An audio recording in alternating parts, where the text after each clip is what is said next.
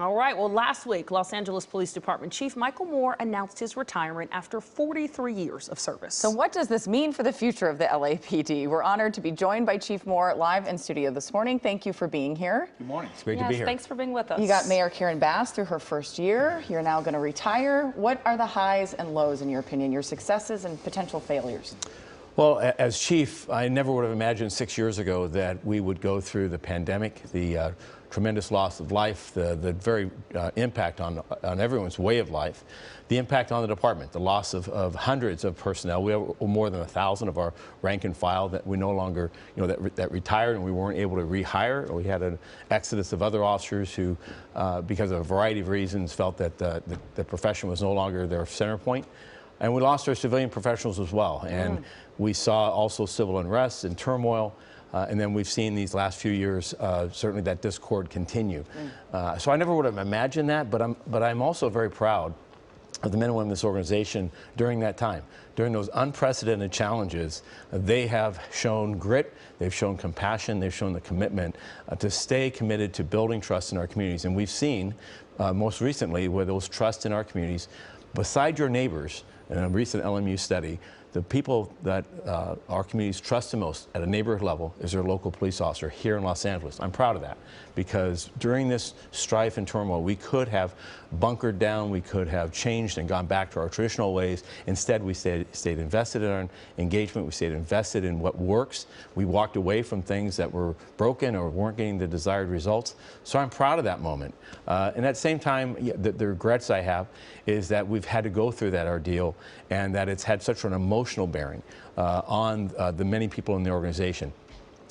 However, in this last year, with Mayor Bass's being elected as mayor and her commitment to rebuild this workforce, to deepen her investment and the city's investment in our equipment, our facilities, and modernizing our technology, I think the stage is set. The initiatives are in play, and now is a good time to be able to change my focus to the two most important people in my life, and that is my wife Cindy and my daughter Haley.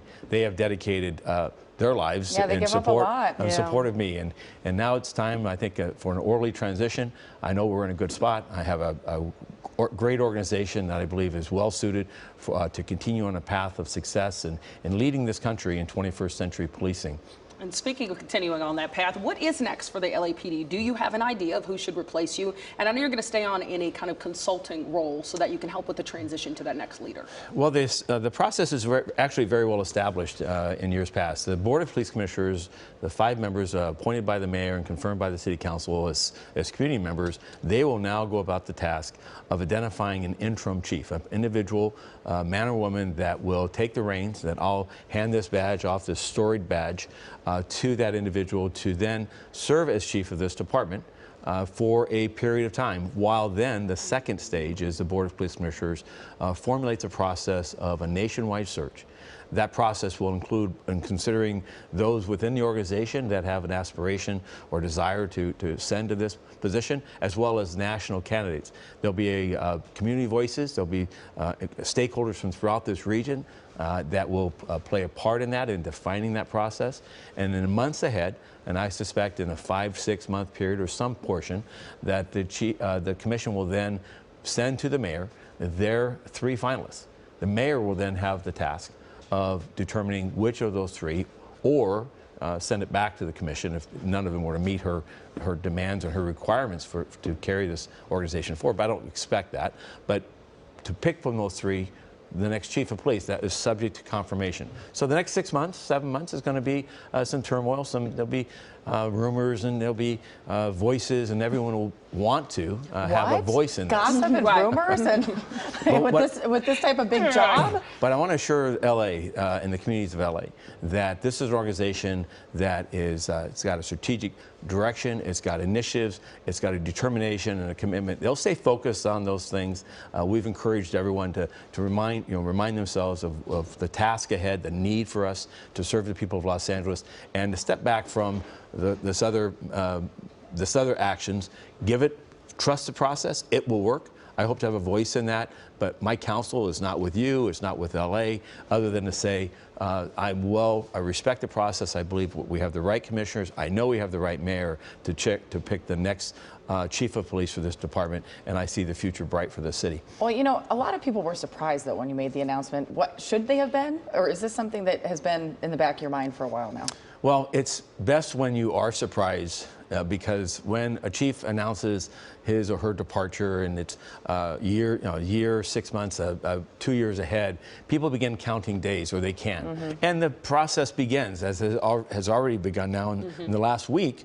There's the interest now is up substantially. There's forces at play in the sense of trying to play a role in this process, and I didn't want that process to begin now for something that I would depart at, say, at the end of this year. So I think timing is important. It's good to leave while they're clapping, so to speak. And I think, as Mark Twain said, and I think that I'm in that position, but I know also that in this last year, watching the mayor's success, seeing and staging us ready for this transition, that I also now have the ability to shift my focus to, again, two people who, for these last years, I've been. This is a 24/7 business that I've been. I won't say neglecting, but certainly their dedication and sacrifice is deserving of mine. I think that's an important piece and something we can all keep in the back of our mind. Our families are very important. Chief Michael Moore, thank you so much for being here. Appreciate it. Thank you. And congratulations. And good luck. Absolutely. All right. Well.